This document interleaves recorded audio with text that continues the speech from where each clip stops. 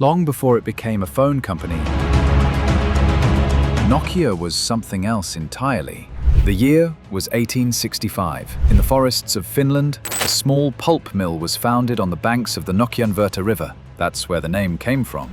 Nokia wasn't born as a tech giant. It was born as a paper company. From paper, it expanded into rubber, boots, tires, hoses, then into cables. By the mid-20th century, Nokia was a conglomerate, making everything from power generation equipment to TVs, to even toilet paper. But in the 1980s, Nokia found its true calling: telecommunications. It started producing the massive brick-sized mobile phones you've seen in old movies. Phones that weighed a kilo, phones you carried in briefcases. And then, in the 1990s, the magic happened. Nokia shifted from being just another manufacturer to being the leader of the mobile revolution. The Nokia 3210, the 3310, phones that became icons. Phones so durable that jokes about them still circulate today. A phone you could drop on concrete, and it wouldn't just survive. The concrete might crack first. And it wasn't just durability. Nokia made phones that were simple, intuitive, and reliable. In an age before app stores and social media, Nokia phones were the closest thing we had to universal communication tools. Snake, the iconic ringtone, customizable cases. Nokia phones weren't just gadgets, they were part of global culture. At its peak, around 2007, Nokia owned over 40% of the global phone market. 4 out of 10 phones on Earth were Nokia's. That's more than Apple and Samsung's combined dominance today. But then, everything changed. The iPhone launched, Android arrived, and Nokia hesitated. The company that had once been fearless became cautious. While Apple and Google reinvented what a phone could be, Nokia clung to its old Symbian operating system. Internally, executives argued. Engineers begged for bold moves, but the leadership was paralyzed. The shift to smartphones wasn't just about new hardware, it was about ecosystems, apps, software updates, touchscreens. Nokia had all the resources in the world to compete, but it couldn't align itself. The king was slipping. By 2011, Nokia had thrown in with Microsoft, betting on Windows Phone as its salvation. The partnership produced the Lumia series. Critics admired the design, the colorful cases, the excellent cameras, but the software ecosystem wasn't there. No Instagram, no YouTube, no apps people actually wanted. Consumers turned away, sales plummeted, factories closed, tens of thousands of employees were laid off. By 2013, Nokia's phone division was sold to Microsoft for just over $7 billion, a fraction of what the company had once been worth. And in the years that followed, Microsoft's mobile dreams collapsed too. The headlines were brutal.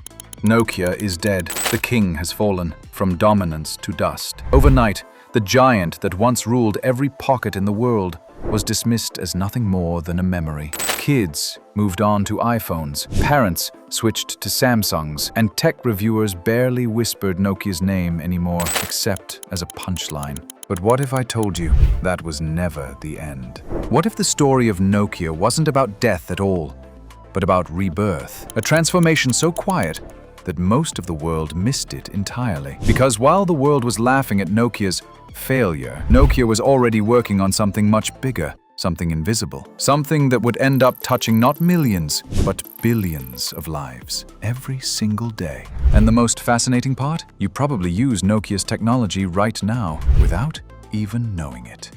Let's rewind. Back in the late 1990s and early 2000s, Nokia wasn't just a phone company, it was the phone company. At its peak, Nokia controlled more than 40% of the global mobile phone market. That's not dominance, that's empire. From the indestructible 3310 to the futuristic N95, Nokia was everywhere. If you had a phone in your pocket, there was nearly a coin flip chance it had Nokia written on it. But then came the iPhone, and after it, Android. The rules of the game changed overnight. Nokia, built on hardware mastery, suddenly faced a new world where software, ecosystems, apps, touchscreens, and seamless experiences mattered more than antennas and batteries. And Nokia stumbled. They tried Windows Phone. They released bold devices, quirky designs, but the momentum was gone. By 2013, Nokia had sold its phone division to Microsoft in a move many labeled an act of surrender. For many, this was the end.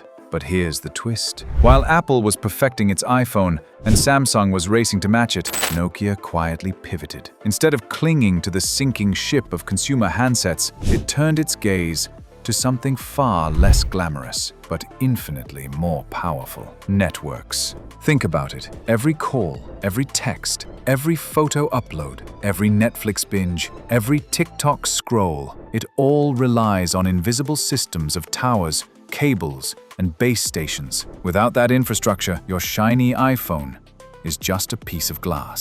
Suddenly, the same company that people mocked for losing the smartphone war was powering the backbone of the internet. By 2020, Nokia was inking billion-dollar deals with governments and carriers around the world. Europe, North America, Asia, Africa, everywhere. And here's the part almost nobody realizes. If you're watching this right now, there's a good chance the signal that carried it to you passed through Nokia technology. That's right.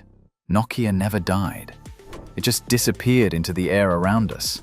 But let's not sugarcoat it. This pivot wasn't clean. Nokia faced fierce competition. Ericsson in Sweden, Huawei in China, each one gunning for the same contracts. And unlike the flashy phone battles of the past, this was a geopolitical war, because whoever controls the networks controls everything. Think about it. 5G isn't just faster internet. It's the foundation for driverless cars, remote surgeries, AI-driven factories, and even military communications. Whoever dominates 5G and later 6G will shape the future of entire economies. And Nokia? It's one of the very few companies trusted enough to play in that arena. Now here's where it gets wild. While the phone war was about millions of consumers, the network war is about billions of lives. If Apple disappeared tomorrow, you'd still have Samsung. If Samsung vanished, you'd still have Apple. But if Nokia's infrastructure vanished overnight, entire nations would collapse. Hospitals would lose connections, stock markets would go dark, airports would freeze, armies would lose communication. That's how powerful Nokia has quietly become. Let's put this into perspective. In 2022, Nokia signed a multi-billion-dollar deal with BT in the UK to help roll out nationwide 5G. In the US, it partnered with T-Mobile. In India, with Bharti Airtel. Across Africa with MTN. Across Europe, countless others. Meanwhile, in labs across the world, Nokia researchers are already working on 6G, a technology expected by 2030 that will be so fast, so intelligent, it will blur the line between the digital and physical worlds. Imagine glasses that translate every sign instantly, cars that talk to each other in real time, factories where robots adjust to problems before humans even notice. That's the future Nokia is quietly building. But this isn't just about speed. It's about trust. Huawei, the Chinese giant, has faced bans in multiple Western countries due to fears of surveillance and espionage. That left governments desperate for alternatives.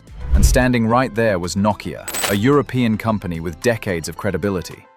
Suddenly, Nokia wasn't just a player, it was a lifeline. Billions of dollars started flowing in. Contracts, partnerships, investments. Overnight, Nokia went from forgotten phone maker to guardian of the digital frontier. But here's what makes the story even more poetic. Nokia still hasn't completely abandoned phones. Through HMD Global, they license the Nokia brand, selling affordable Android devices, even re-releasing classics like the 3310. They're not iPhones. They don't need to be. They're reminders. Symbols, a steady stream of revenue that keeps the consumer legacy alive. But the real Nokia, the Nokia that matters, that's the one humming invisibly all around you right now, carrying signals across oceans, linking satellites to Earth, powering networks in 130 countries. The Nokia you can't see, but can't live without. And that's where the story takes its most fascinating turn. Because Nokia didn't just survive, it transformed into something far bigger than it ever was during its golden age of phones. Back then, Nokia was in your pocket. Today, it's in the air, the cables, the satellites, the very heartbeat of the digital world. The 2020s and 2030s are shaping up to be the era of the network war. A war Nokia is fighting. A war Nokia can win.